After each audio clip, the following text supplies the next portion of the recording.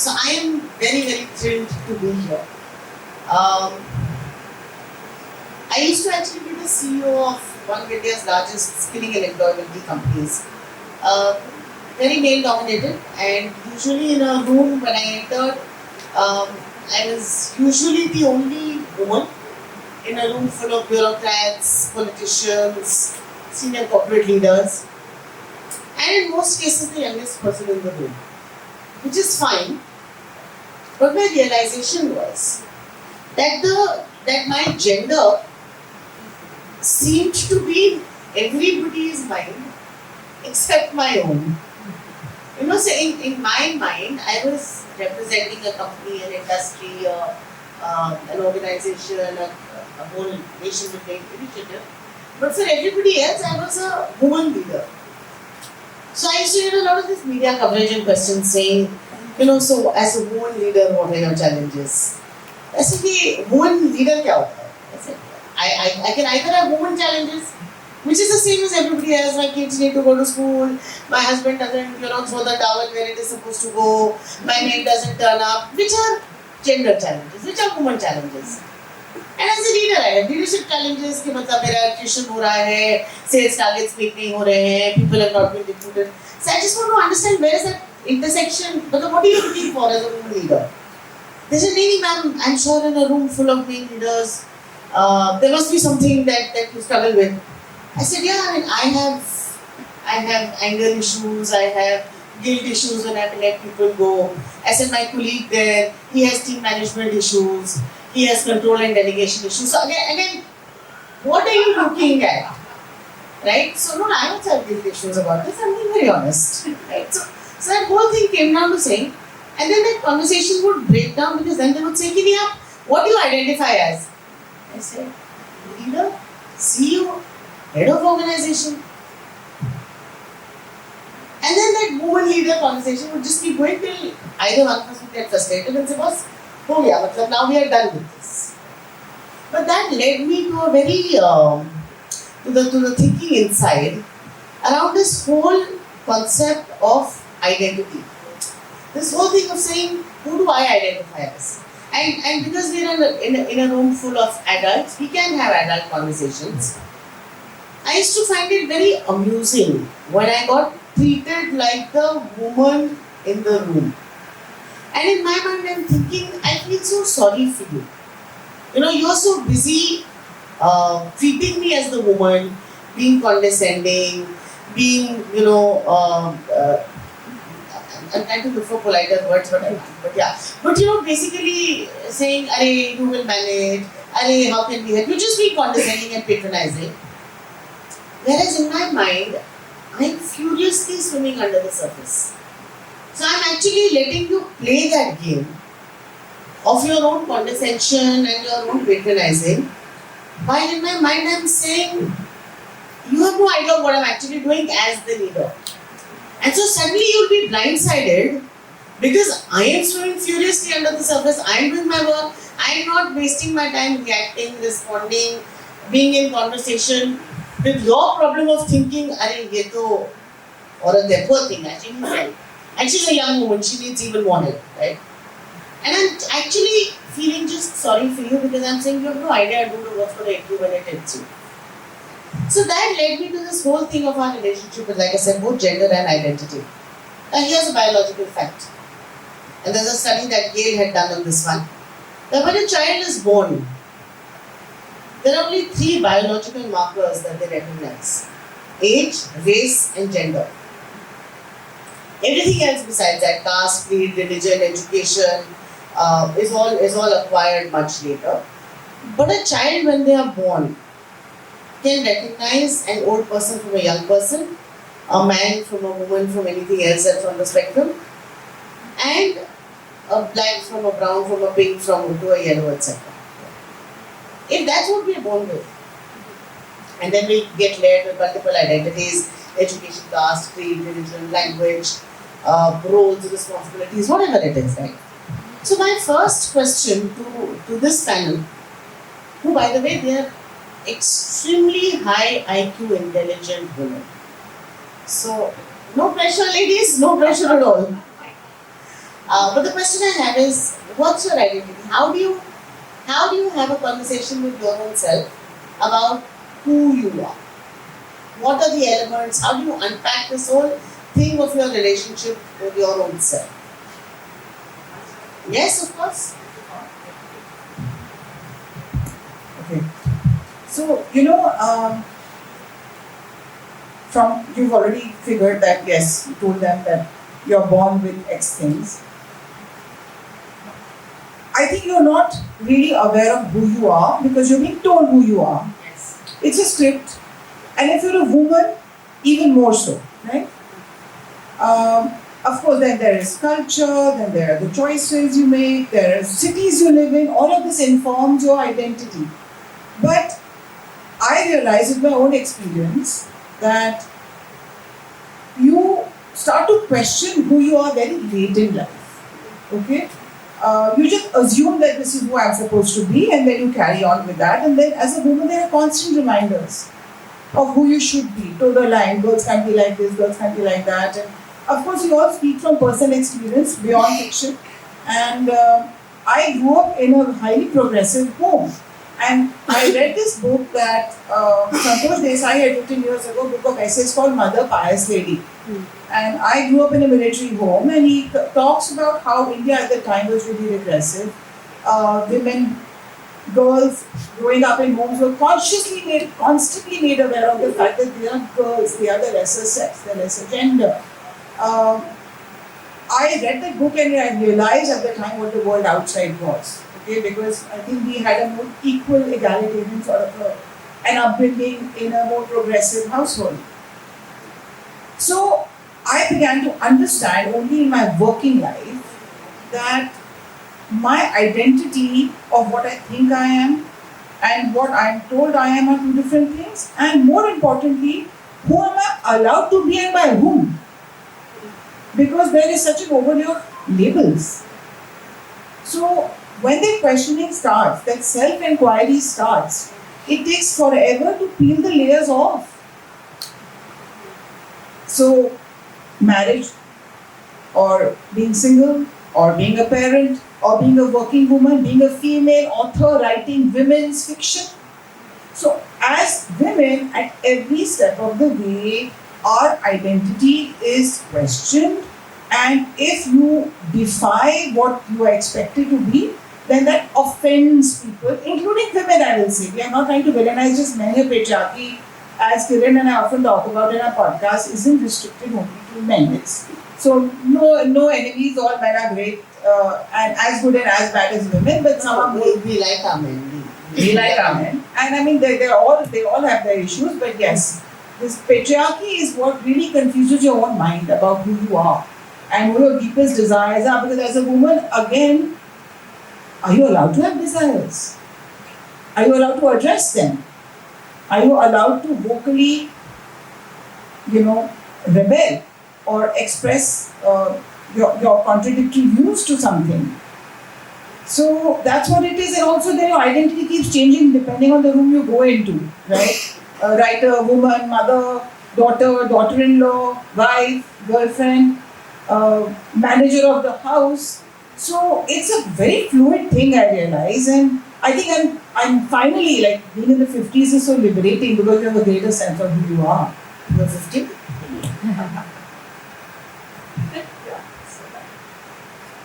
Thank you, Shunali. And gentlemen, especially the gentlemen, I'd really like you to weigh in this conversation, because once we finish our part of the conversation, I'd really like to have a conversation with the men in the room.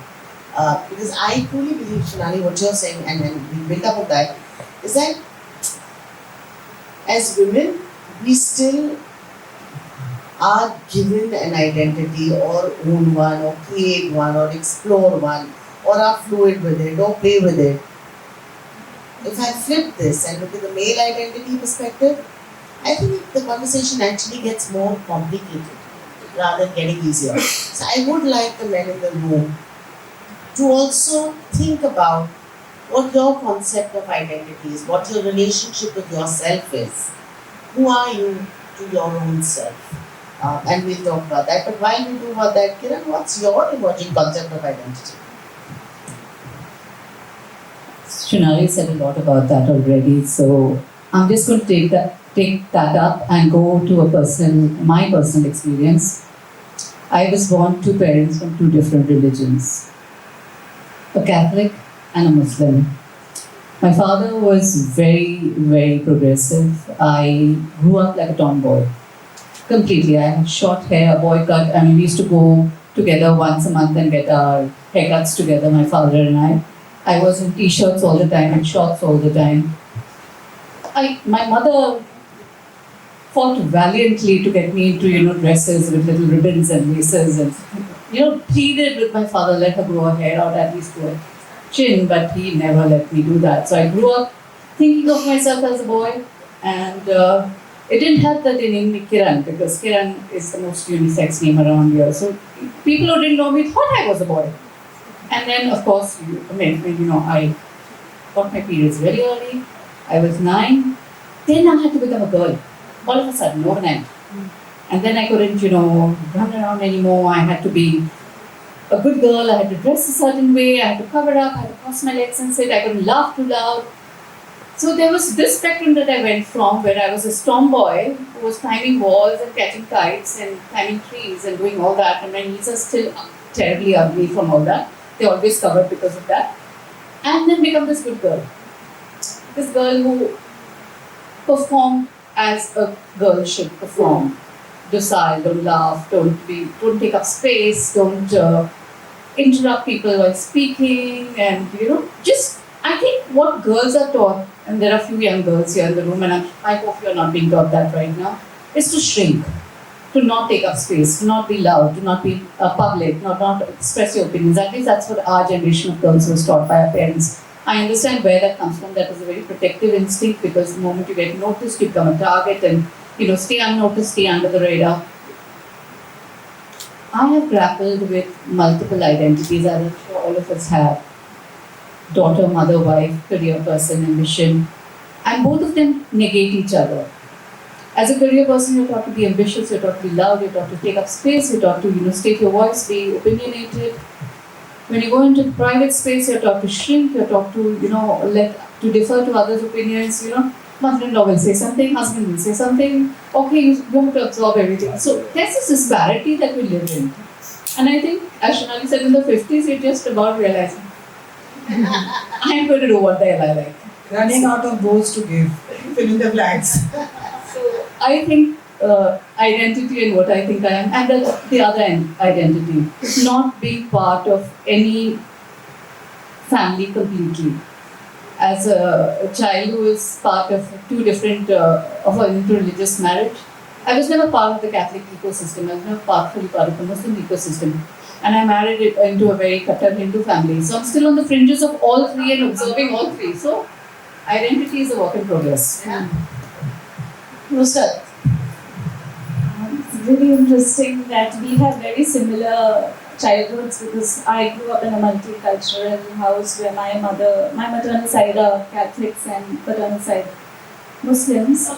So yeah, I completely understand identity not being an issue when you're small, and while a lot of identity is thrust upon you since the time you were born. But I think in my multicultural house, it was so fluid at that time, where you could choose, coming out of that, the biggest thing was the freedom to question both religions and laugh at things which would be blasphemous if we were in a homogeneous setup.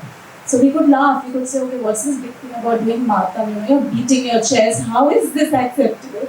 But in a Kattar Shia household, it would be blasphemous to say that, because they would be like, "Ye karna hai."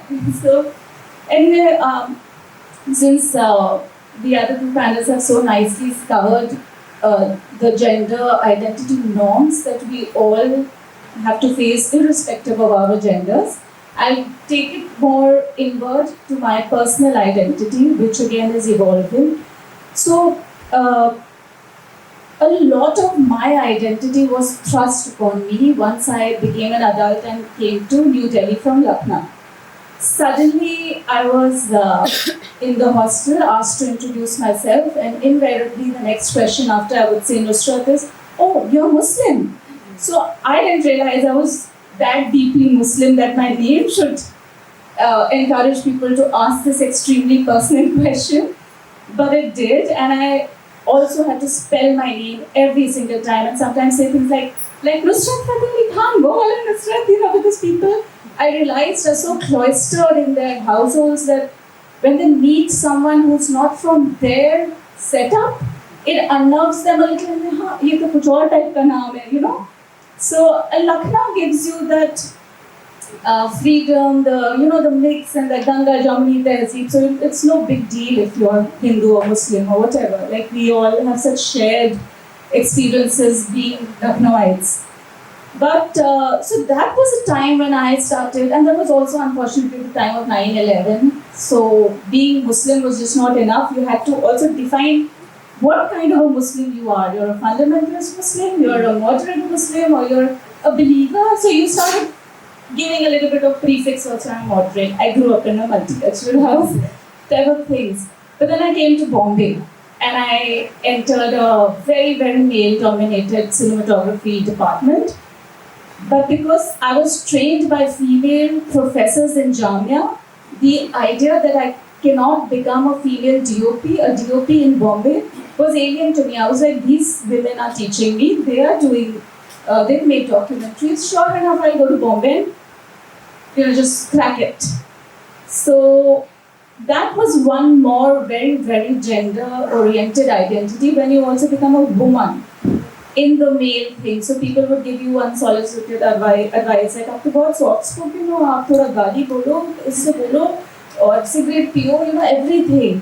And I tried a little bit of everything to interact with my lighting department, and then I realized I can't do it. This is like asking a cow to eat meat. So eventually, you start, like you said, we start peeling off the new layers that were exposed to us. We start discarding some of them. And then very late in my life, I discovered that I'm also, something about identity, I would say, is memory. Memory introduces your identity to newer things which the family may be forgetting. So like my family, my great-great-grandparents were belonging to a tribe called Bhatus, which were from Rajasthan and Middle India as well. And I wrote a book on that identity, and then I met Dakshin Chahara, who was an activist in the Bhatu community, a very vocal filmmaker and amazing person. And when I met him for the first time after the book was released, until then we had just done interviews. And Dakshin spoke to me in Sansi Bhasha, and he said, "You are a Sansi." I didn't know I'm a Sansi Bhatu, but I absolutely got it. Why he said, "You look like a Sansi Bhatu, you talk like one." So this is an identity that is new to me. It's beautiful. I want to learn the Sansi language now, the Bhatu language. But having grown up the way I did, and I'm also now married to a Bengali Hindu, so our identity keeps on growing, and you remember certain things and you start digging into them. So I'm in that process now. This is so beautiful. Gentlemen, can we have a... This is all beautiful. And you know what I'm most amazed by is that neither of us seems to be holding on to any identity which is about gender. Shunali is saying she's an author. Kiran is saying she is multicultural and that she's a journalist and she's investigative. Nusrat is, of course, exploring identity at such a cosmic, universal, civilizational level. I think I'm a healer. In none of this does gender play any part. I'm always amazed at how our relationship with our own selves is so different from anything that we are taught to behave with our own selves. हम जब neurosciences पढ़ते हैं तो एक बड़ा interesting framework आता है where they say that your identity. So if I was to ask a third party who you are, so I don't know Shunali, so who's Shunali? This whole thing of how would somebody else describe Shunali is the concept of identity. And then of course Shunali, how would you define Shunali? So हम लोग कहते हैं that ever since we are kids from about 0 to 10 years of age, our identities are a function of what we do. Beta brush kar lo, you'll be a good boy. Go down and play, you'll be a good boy. Do your homework on time, mama will love you. Everything becomes a function of what you do from 0 to 10. And from about the time we start adolescenting around 11, 12, and pretty much into our adult lives here, our identity becomes a function of what we have. The roles, the responsibilities, the education, the condominiums, the cars, the club memberships, the education, the relationships. So, right until our adulthood, it becomes a function of what we have. So, ये कौन है? ये so and so की wife है, so and so की CEO है, so and so club में रहती है, so and so building की president है.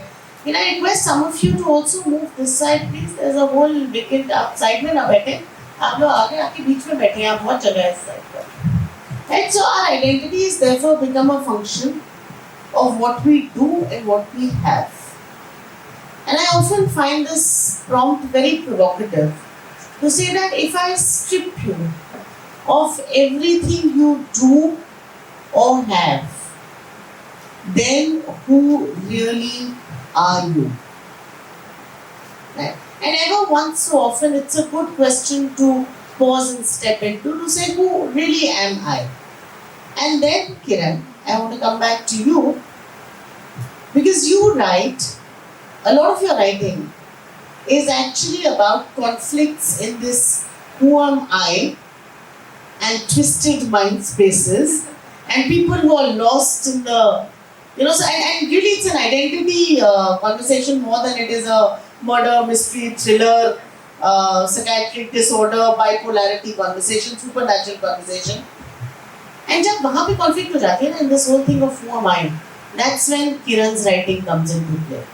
This whole thing of twists in our own mind, how everything is happening inside our own mind, and how this thing of identity plays out in really very twisted, complex ways.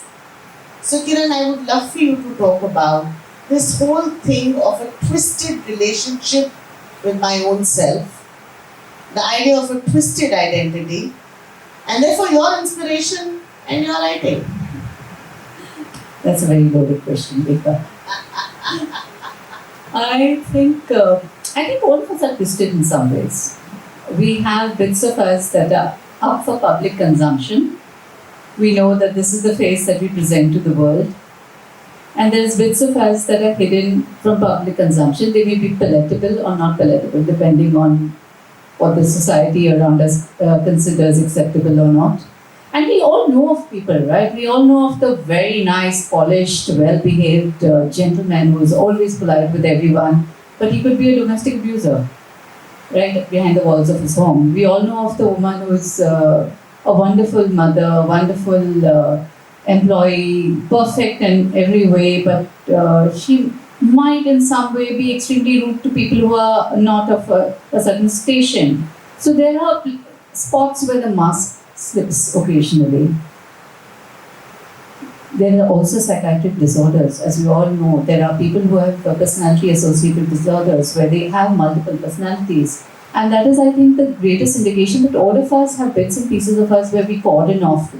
This is you for your friends, this is you for your family, this is you for your workspace, this is you for your acquaintances, and there is a you, which is just a you for yourself, which nobody knows about, and perhaps you yourself don't know about that you, and that is the you that some of my twisted books write about, the you that nobody knows about. And I think we are all like trees, you cut a tree, you see the rings, then multiple rings where each layer of each year of growth adds something to it. So we all have those rings around us, and it depends on which ring stays stable and is allowed to show itself to the world, which ring stays hidden. At the end of the day, we never really know who we are. We only know who we are when we get into a certain circumstance which demands of us to behave in a certain way. That behavior can be true to our personality, can be against our personality. And what stays true, I guess, it is only then we know that what is the most dominant part of ourselves. And we can only get into that situation to figure it out. Thank you, Kiran, and while I love that, the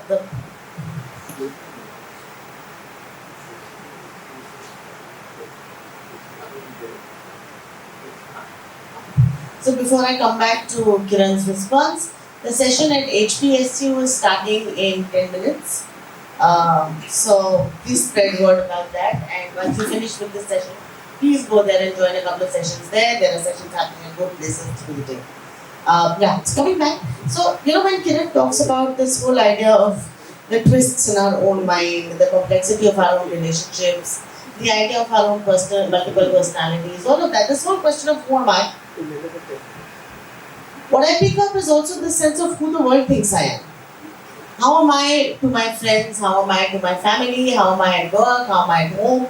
And that then leads me to my conversation with Shunali in terms of saying that ek to ho gaya my own relationship with myself, which will have its own twists, and do I even get it?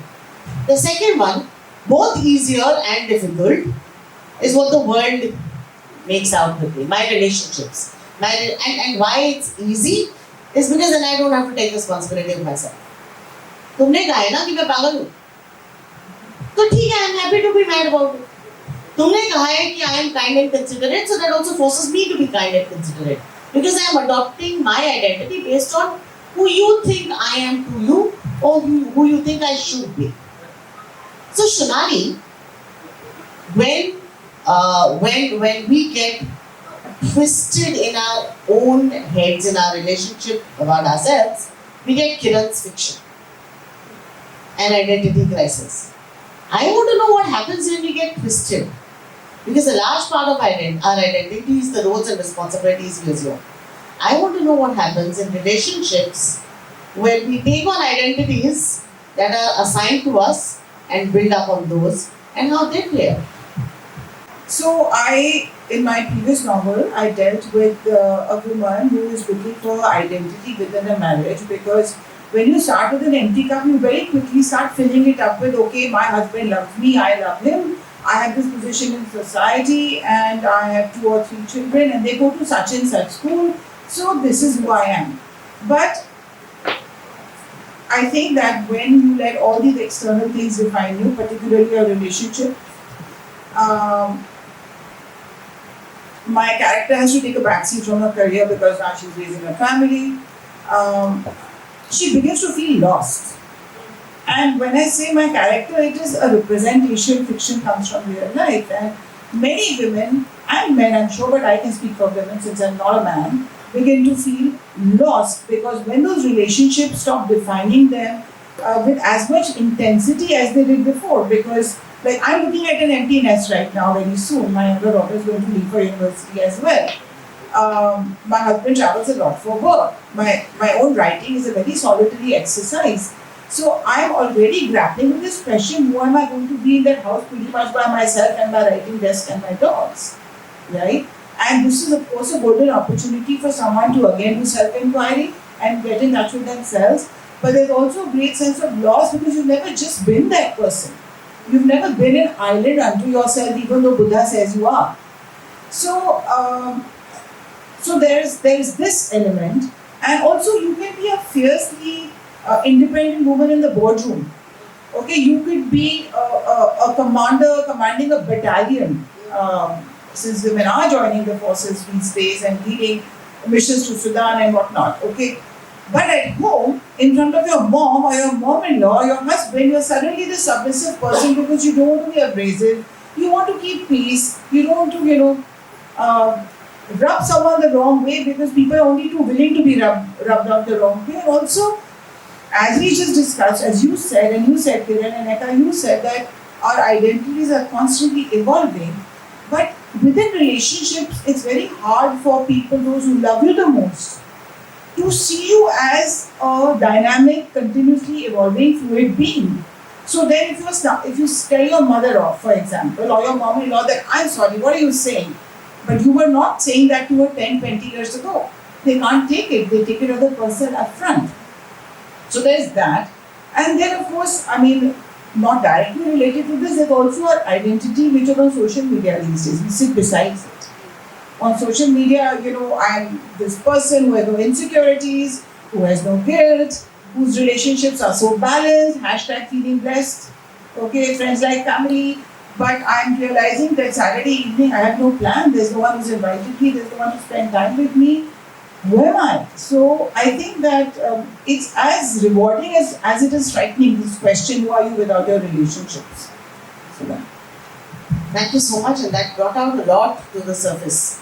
And as I repeat that while this may be a conversation by women, on women, but this is as much a male conversation as it is a female conversation. It is an individual and a personal conversation.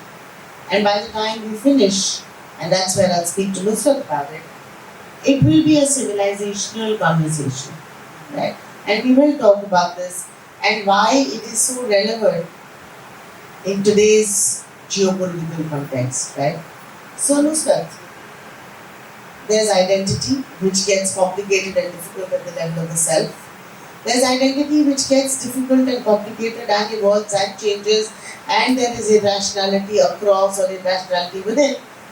In our relationship, in our social, in our contextual behaviors, right? In our intimate spaces. You're discovering identity. You have documented journeys of civilizational identities, of tribal identities, of religious identities. What happens when these, and none of them are linear. You know, one would like to think that my relationship with myself should be linear, simple, nahi to, there's no other counterparty. But that's actually the most complicated. Right?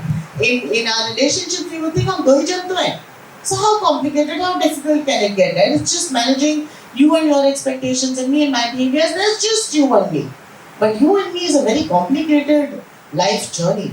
And here you are, Nusrat, looking at not just I, me, myself, not just you and me, but all of us, so many of us, and the civilizational journeys and generational journeys and new onions that keep getting peeled. So, how do the interlinkages in this exist? How do they get drawn up? That's a very vast question. And do we have time for me to like? You have 5-10 minutes at all. Okay. So, cultural identity roots us. So while we are born to certain cultural markers, a lot, like I said, comes from memory and from what memory brings with it and where it takes us. Like for me, now I've added a Bhatu layer to my multicultural identity. My son, who's again born in another multicultural setup with more layers, has something else to question or read into. So that enriches him, not necessarily brings in a conflict. But for national identity, sometimes I feel identity is expected to be very homogeneous. A lot of, we cannot escape politics in this question, and I'll keep it mild, keeping the ambience.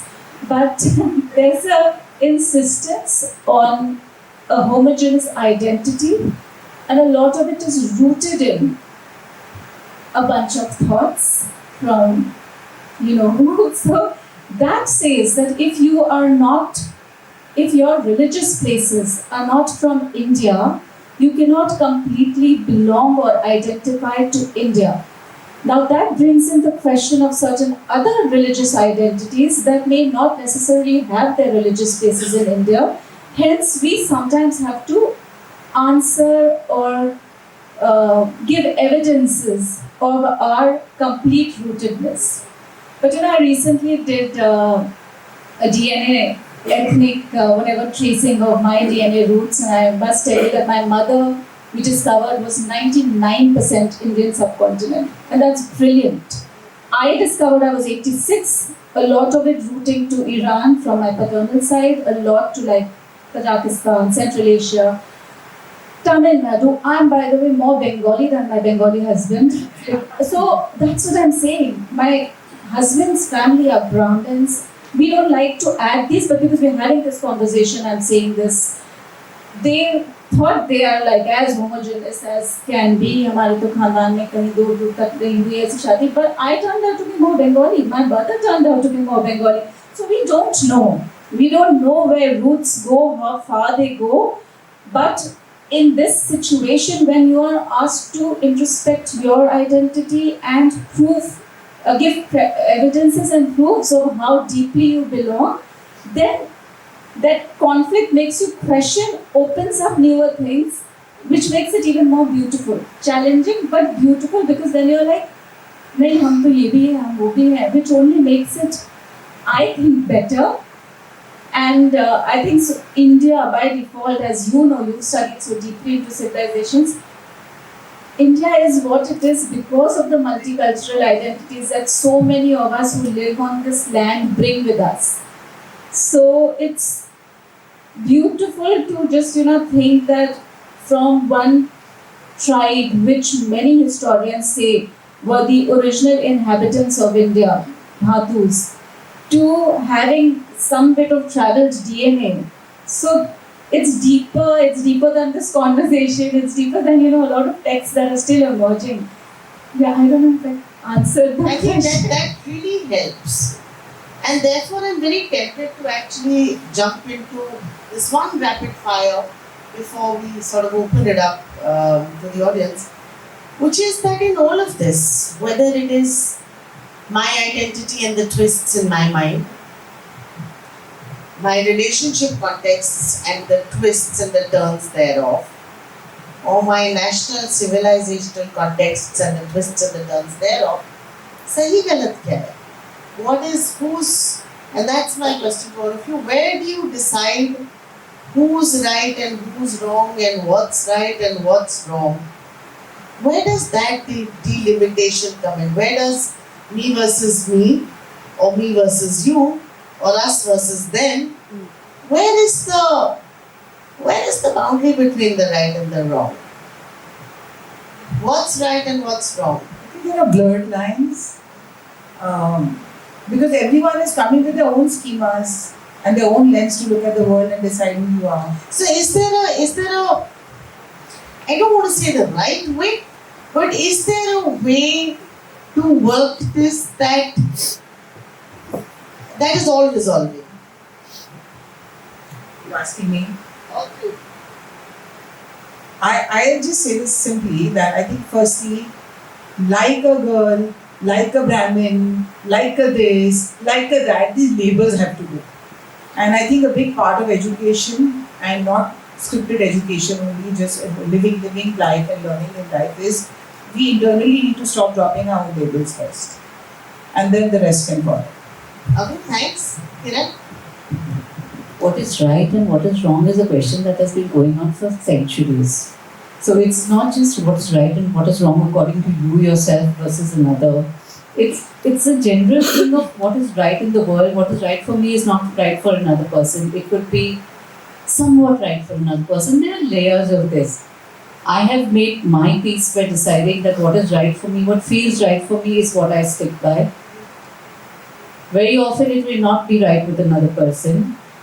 But then to have that courage to say that this is right for me and this is what I will stand by is something I think most of us fail at, because there is so much conflict that it brings up. I think that courage is what we all need to develop. Thanks. If I just wanted a clarification, what is right and wrong of impositions of identities, or The feeling of the identity, the internalization, the self of the identity. What's right and what's wrong? I think that exclusionary identities are a problem, where people are like, we are this pure, even pure vegetarian, or anything that requires a purity of anything. We are not something. Yeah, that's why I said exclusiveness to a identity that you're holding on to. So I think that is a problem, and I feel that identity expansions make modern civilizations, otherwise we would be stuck only. Thank you so much. And the reason that I bring this conversation to this is because with everything that's happening in the world today and the geopolitical context, I don't think our answers at the macro level, and I'm not oversimplifying this, but our answers at the macro level are really not very different from our answers at the micro level.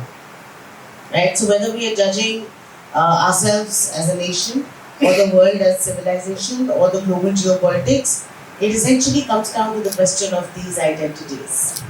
The fact that Iran is responding the way it is responding to Israel and the US is saying, we are like this. It's not, the Venezuelans just reacted in a certain way because that was them and their identity. Iran responds in a way because that is their identity. America behaves in a certain way because that is their identity. And it's a function of how these identities then interplay. Ladies, thank you for giving us so much food for thought into the concept of identity, relationships, our existence at the personal, at the social, contextual, broader civilizational level. And before I open up the floor to the audience, the only provocation I leave behind, therefore, is that while, like I said, this was a conversation on gender, but this was not of gender. And I would like you to please raise your thoughts. We're open to questions, thoughts, comments, especially from the men about their concepts of identities, personal, social, civilizational. Do you feel the pressure or the setting of labels, or doing what I feel like doing when I feel like doing, or exploring and discovering new national identities? Do you even think about it? How do you respond? I get to ask the question finally. So hi, this was absolutely amazing. Can you tell me what's the one label you shared? As you got older, what was the label you shared? Because I think these young girls and all the men need to hear this, right? So what's the label you shared for yourself? I think that just being told what I can't do. I can do anything, I can be who I want to be. And I can want to be different things on different days. And you can call it Delulu. But then Delulu is fine by me because I accept it.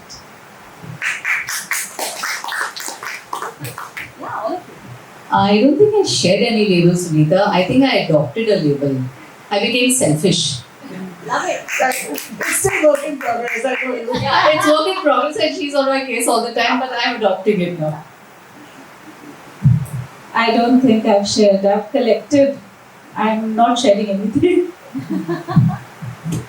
Eika, why don't you tell us what have you shared? I think I shared the need to be a man in a man's world. I used to wear DMS boots in college, and I used to wear those different shirts.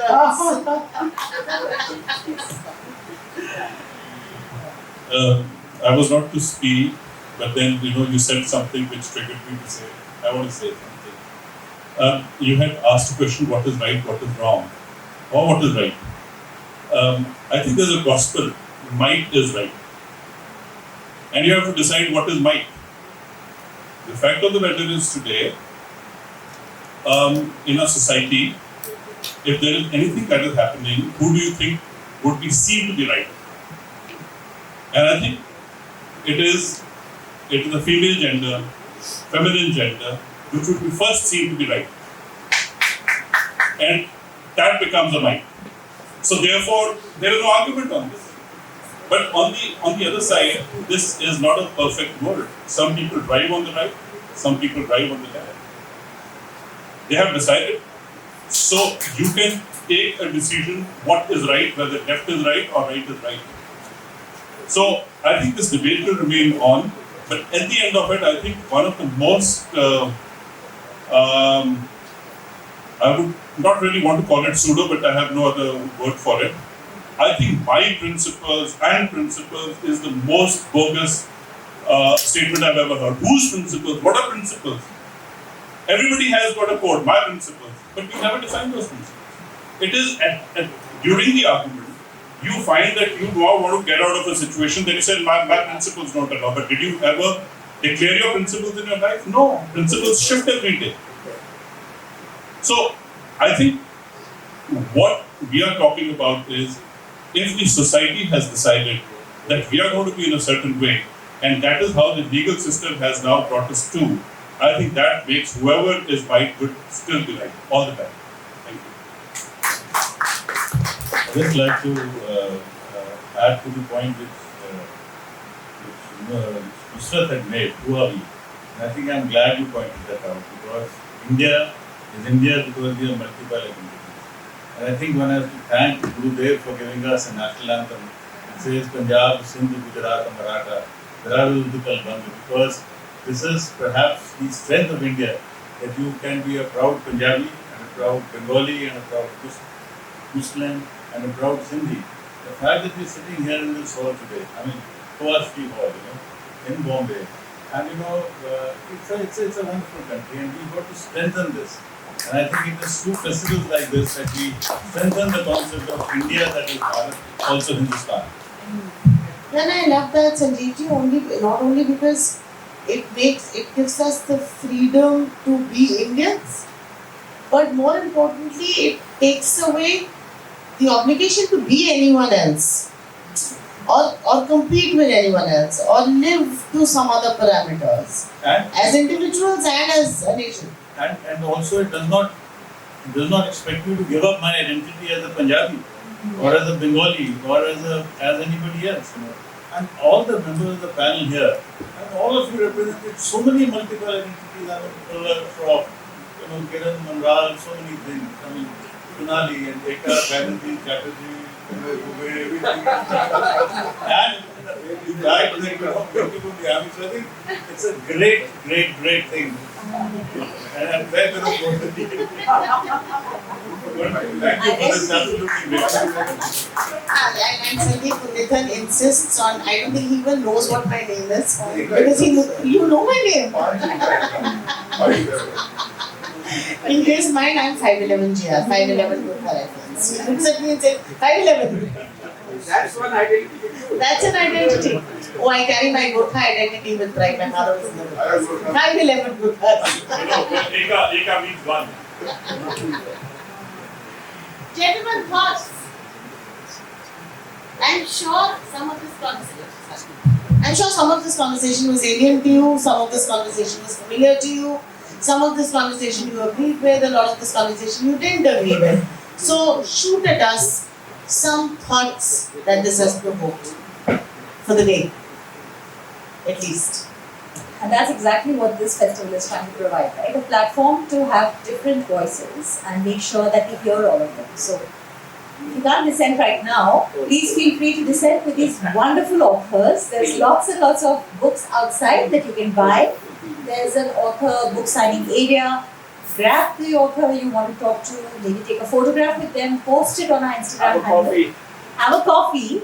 But first of all, please join me in giving a huge round of applause for this amazing Nusrat Jafri